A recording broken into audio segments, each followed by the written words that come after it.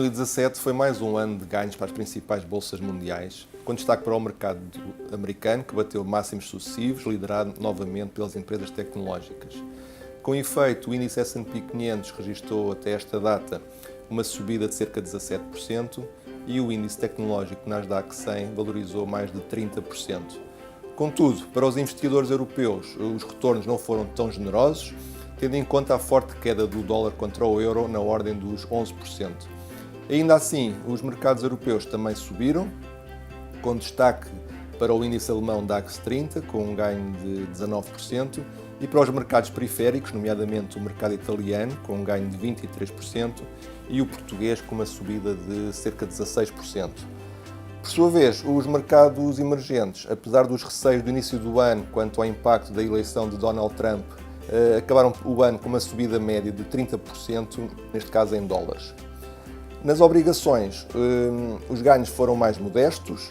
As obrigações high yield voltaram a liderar os ganhos, com cerca de 10% em dólares, seguidas da dívida emergente, com uma rendibilidade de cerca de 8%, também em dólares. A dívida pública europeia registrou um retorno muito inferior, na casa dos 1%, incluindo variação de preço e juros.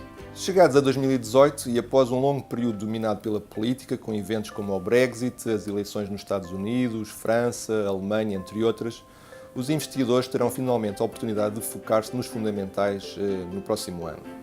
Com efeito, o novo ano começa com a economia mundial a crescer a um ritmo decente, na ordem dos 3,6% e acima da média dos últimos anos, e os mercados financeiros encontram-se em alta. Contudo, persiste um desconforto geral com as avaliações, tanto das ações como das obrigações, num cenário de taxas de juros ainda muito baixas, políticas monetárias progressivamente menos expansionistas no próximo ano e níveis de dívida ainda muito elevados nas principais economias mundiais. Embora se espere mais um ano positivo para os ativos com risco, em particular para as ações, na nossa opinião, os riscos são assimétricos, aconselhando, portanto, prudência e diversificação. Neste sentido, num cenário de crescimento económico e inflação moderada, onde as taxas de juros, mesmo subindo, se manterão em níveis ainda assim muito baixos, continuamos a considerar as ações como uma classe de ativos com as melhores perspectivas de valorização, sobretudo quando comparadas com as obrigações.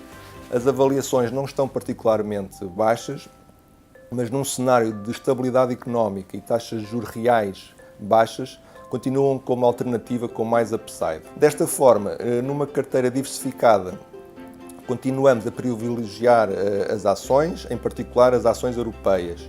A economia europeia atravessa um bom momento e as avaliações permanecem mais baixas na Europa do que nos Estados Unidos e com maior potencial de recuperação em termos de margens e resultados das empresas.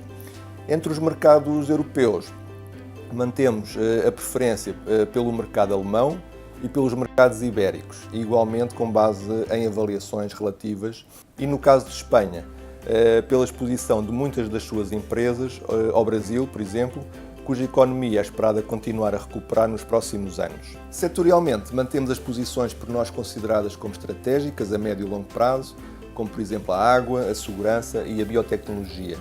De forma mais tática, mantemos a exposição ao setor financeiro europeu, onde a melhoria da qualidade dos ativos e a normalização das taxas de juros esperamos que venham a ter um impacto positivo nos resultados dos bancos. Relativamente às obrigações, mantemos uma posição cautelosa e optamos por diminuir a exposição ao segmento de high yield.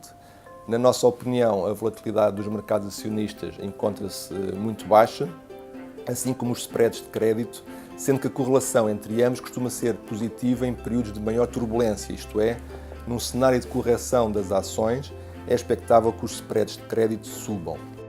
Desta forma, optamos por manter as ações e aumentar a parcela de liquidez para fazer face a uma possível subida da volatilidade dos mercados financeiros em 2018.